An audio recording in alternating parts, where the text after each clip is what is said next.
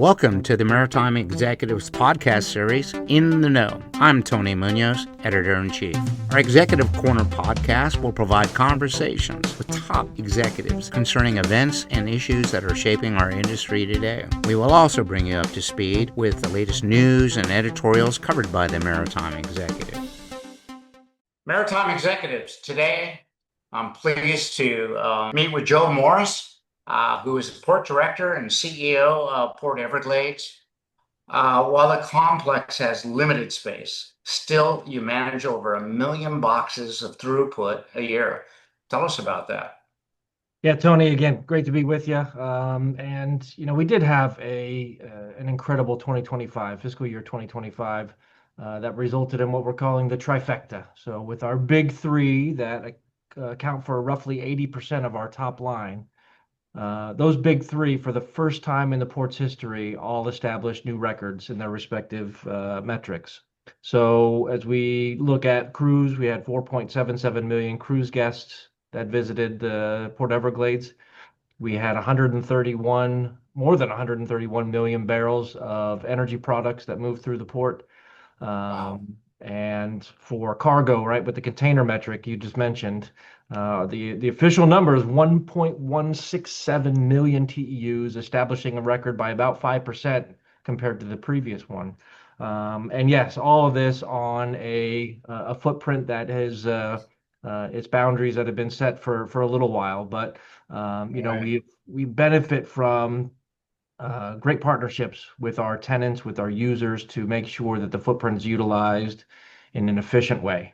And we know actually for the container aspect of our business, which is concentrated in the southern portion of the port footprint, that a recent project, what we call the Southport Turning Notch, which created 1,500 feet of linear berth, as well as enabled for some larger ships to effort a maneuver in that area, has actually catapulted the port's efficiency for our users. And the evidence of that is where we stand in the World Bank's CPPI, the Container Port Performance Index.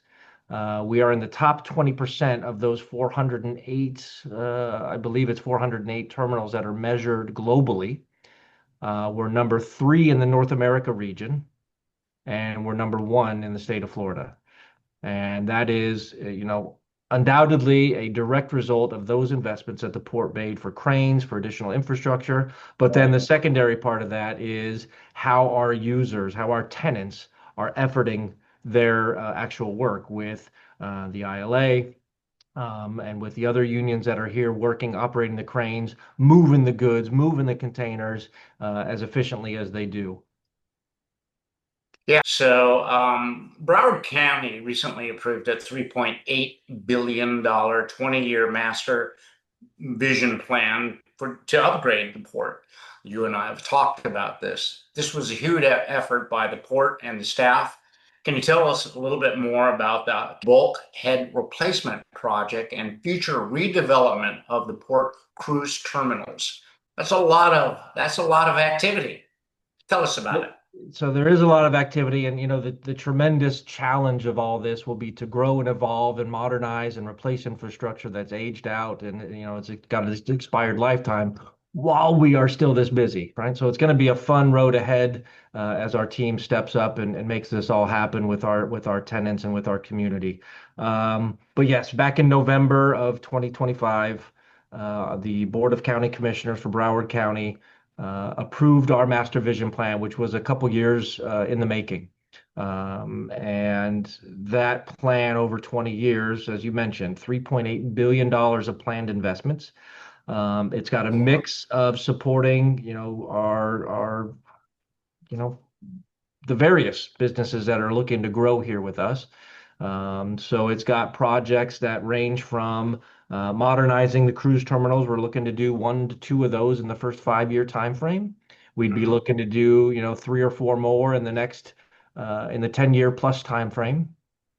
And the cruise ships, as you mentioned, you get to see those when you were crossing over the bridge.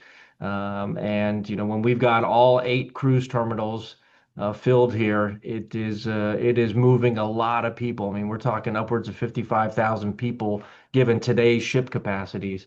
And all that requires our master vision plan to be executed to the T to make sure we can accommodate that. So we're looking here also in the next few years about building some additional parking capacity to support the cruise business. You Hmm. mentioned bulkhead projects, right? So that's one that people don't see and realize every day. But Right. our bulkheads are a critical part of our infrastructure, and we got our money's worth out of the last round, and we're hoping that the contractor that we've got and the team that's putting those in will go well beyond their designed lifetime to give us another good batch of value on important infrastructure like that. We've got a whole host of projects. I believe it's 34 projects in total that allow us to pick and choose as we move along and as we see the business needs and the market needs around us evolve. We've got a good map of where and what, and it allows us to be dynamic in executing those. But we know here in the first 0 to 5 year time frame what is critical, what is important, and that's where our team is putting a lot of effort in right now. So that's an amazing amount of people. How many people did you have come through the cruise port? So if we've got all 8 cruise terminals in any given day, roughly 55,000 people, right? So call it plus or minus 5,000. That's big. Yeah, so it's pretty impressive to see that amount move through via various means in roughly let's call it a 7 hour stretch, right? You've Wow. got a wave of folks that have just enjoyed a great vacation and a cruise experience coming off and going on to their next destination, whether they're flying home, again, Fort Lauderdale, Hollywood International Airport, just a stone's throw away from the port, That's a few correct. minutes drive, really. But some folks choose to stay a little bit longer in the greater Fort Lauderdale area, enjoy great restaurants, dining, hotels, and other experiences. So we know that the cruise business here is a critical part of the local economy, the regional economy, and I love the fact that the port gets to be the start and end of those journeys. Yeah, it's good fun. But our record year for total cruise passengers, cruise guests was 4.77 million just set last year. And of course, that's been on top of the record that was set just a year prior to that. And for uh, news flash for your viewers, we're on pace to break that record this year. Outstanding. The Port Everglades team has put a lot of time and effort into planning and the process. And I think there was a consultancy company called AECOM. Is that how you say it? AECOM? AECOM, yeah. AECOM. Can you tell us about that effort and how the plan evolved over time? Yep. So this iteration, I came in when it was already in motion, Okay. and I quickly bought into the way that the port does this process. It involves step one, getting a feel for the market for a 20-year outlook. So again, with a very diverse business portfolio here in the port, our big three, again, accounting for about 80%, but that leaves 20% of our top line that's happening with dry bulk products, bulk cargoes, project commodities, as well as some real estate activity that we have here at the port. So a lot for us to balance and consider. But the hard work that the team put in at the start makes for a great process as we go on throughout. And the next steps of that, after we do that market assessment with our users, with the business community, is to engage the broader community. So we engage with not only the residential communities that surround the port, we involve our existing stakeholder group, which is tenants, potential tenants, users, visitors, etc. We open it up and do more than 30 public meetings during the process. We did over 100 individual interviews with various stakeholders to learn, to understand, and make sure we hear those Wow. voices. And Tony, what I really like is that we don't just take that and file it away. We actually use that to help influence where we're going to put our effort in to make sure that we're meeting the needs of our local community. I think you said you manage a lot of cargo and petroleum products that go to Tampa and different parts of the state. Can you tell us a little bit more about that distribution? for our energy products that come through the port, our performance last year with over 131 million barrels actually puts us at number one in the state of Florida.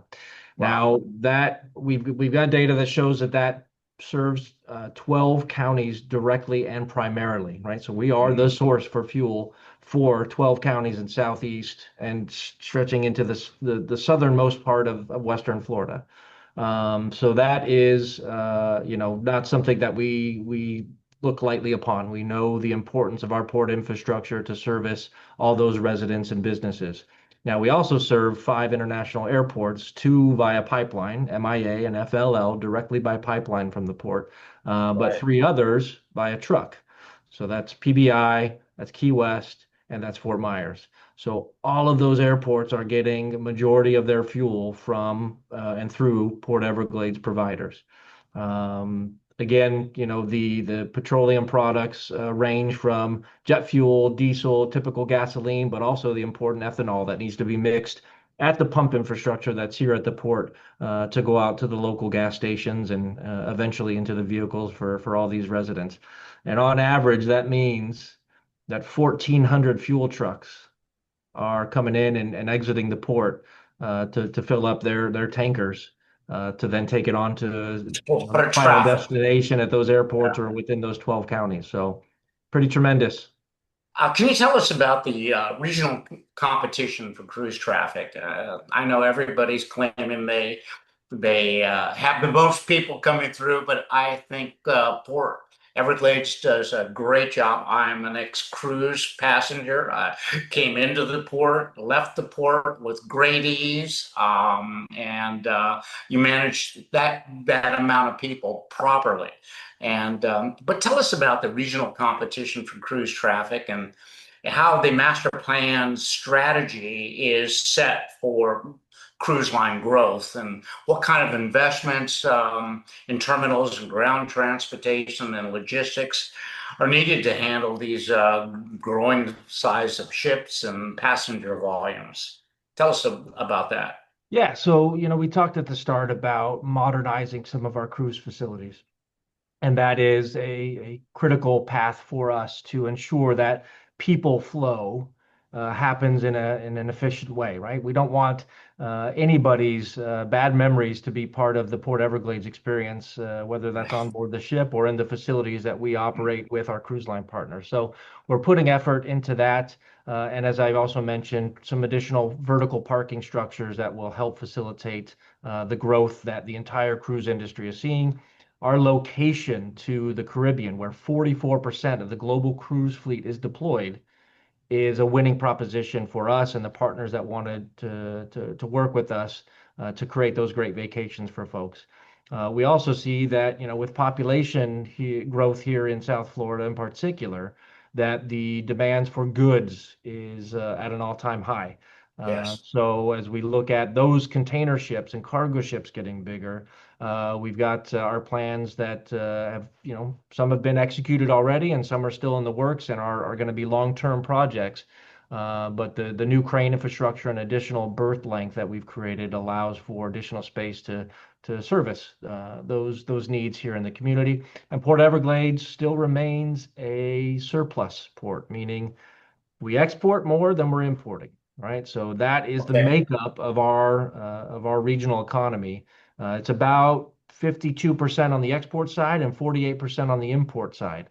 So with that population growth, it's not just demand for goods from elsewhere, right? It's also producing goods and providing goods to other regions that our clients have trade lane activity with.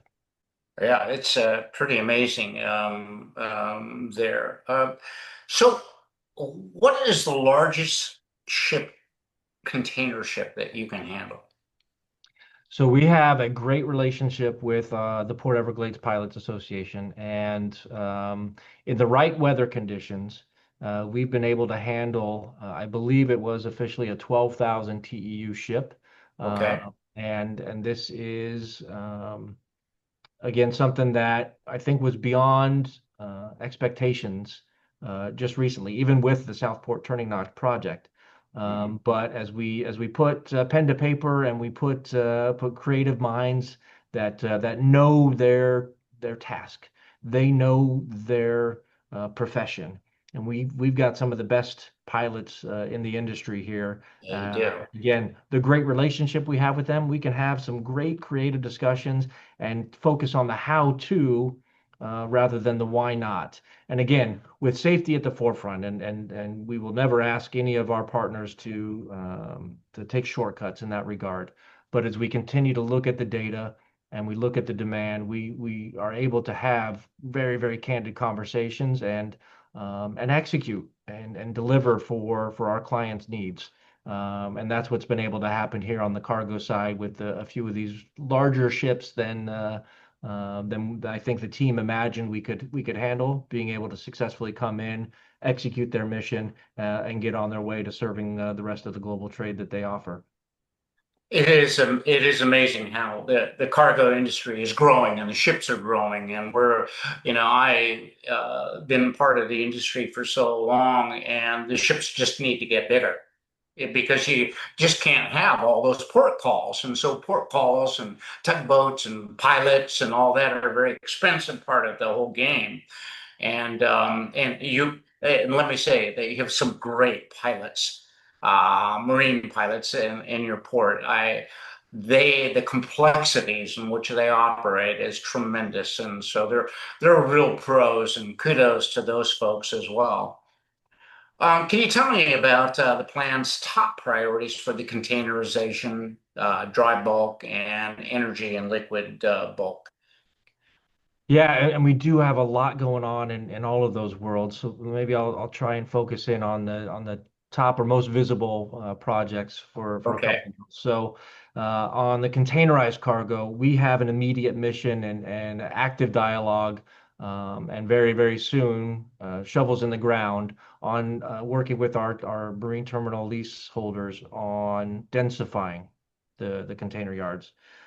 So going vertical, right? If we can't expand our footprint, we need to envision the 3D world and go vertical, stack higher, which means different kind of operating equipment for them. So different kind of skilled jobs that'll be coming to the port. And then also it means some infrastructure upgrades, right, to support that weight and improve the load bearing capabilities of the ground that our teams are operating on. So that is active as we record this here today. On the liquid product side, we have a project that will be still a couple years out, but it's critical and it's linked to an overall port need, our deepening and widening project. But on the energy side, it is called Slip One Expansion.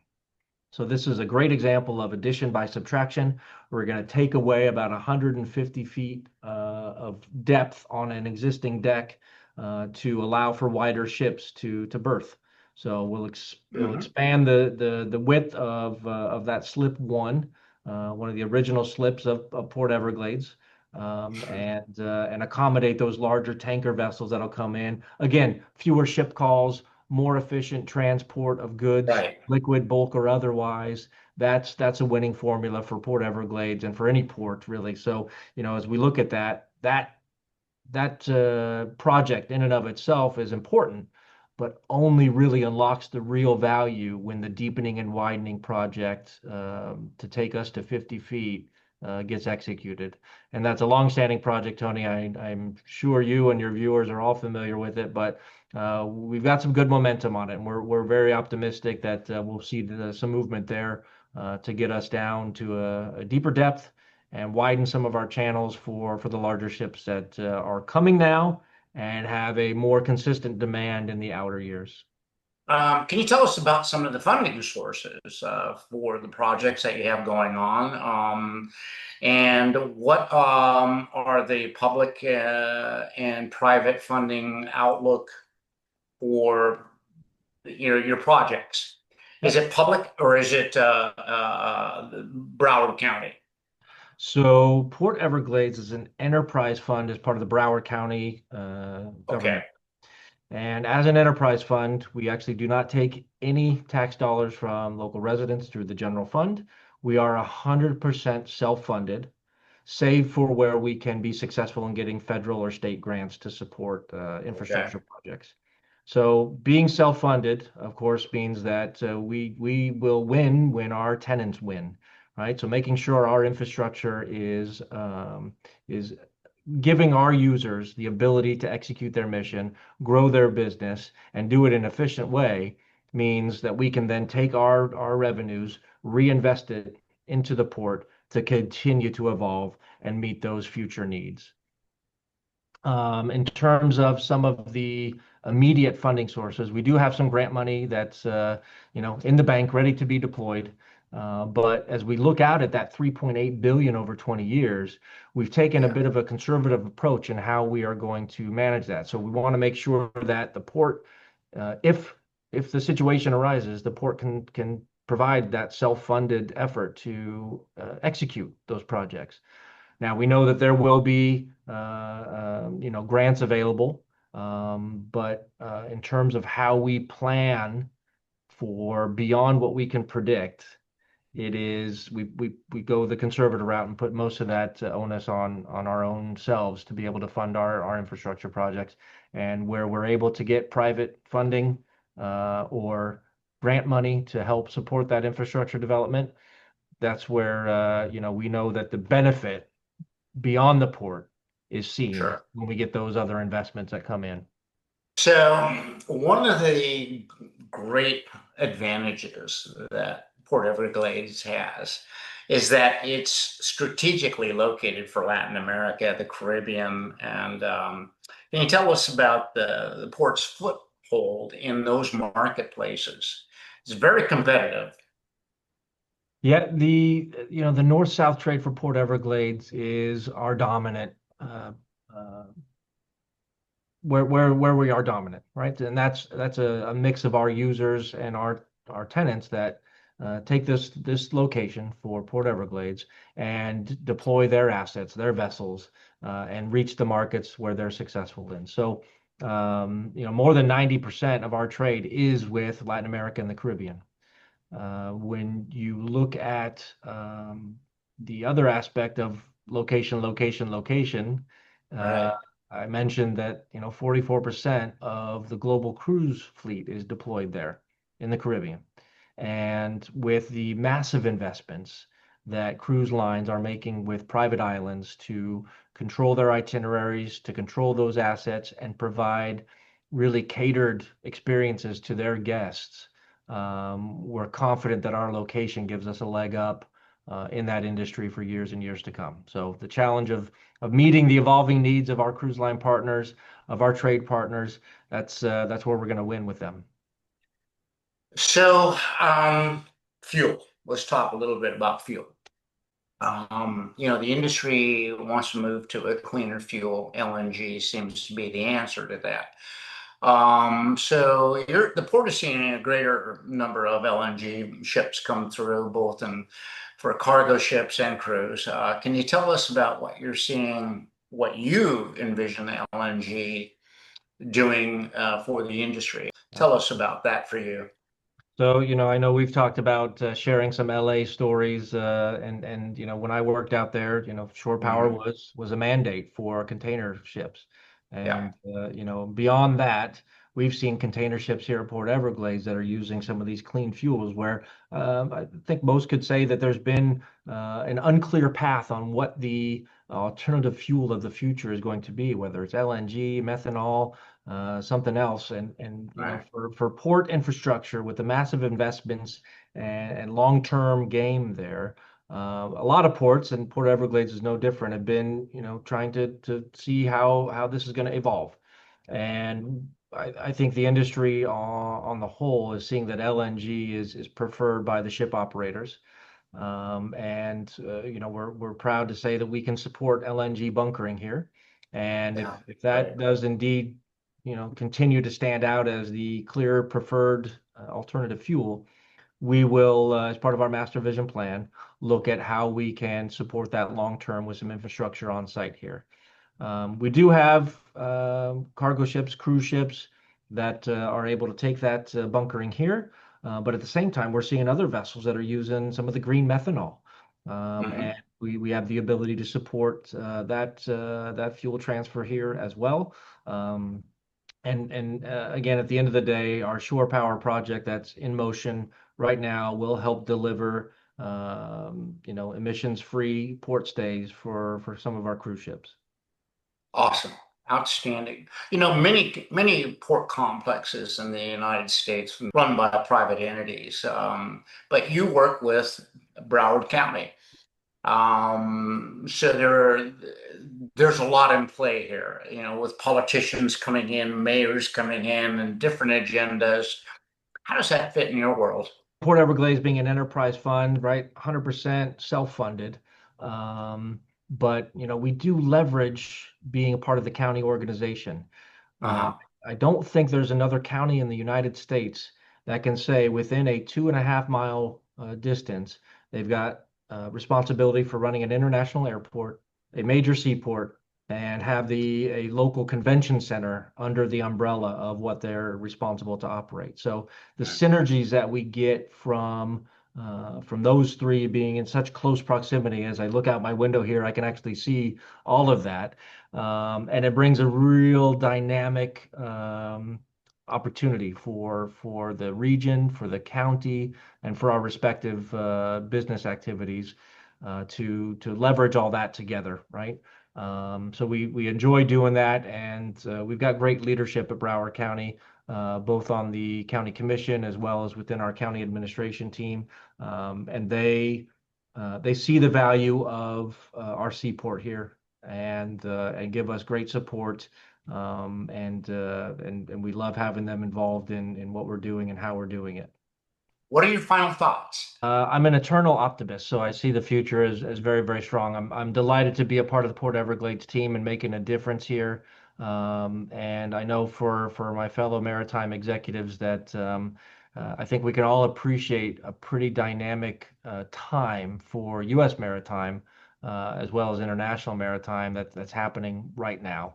And I know I appreciate those that I can have conversations with to stay in touch on how we're all dealing with some of these outside influences and variables.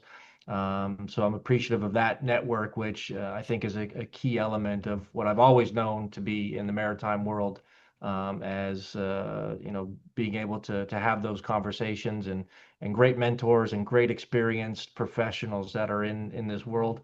And I'm trying to bring that and implement it here and have the folks that depend on Port Everglades benefit from all that.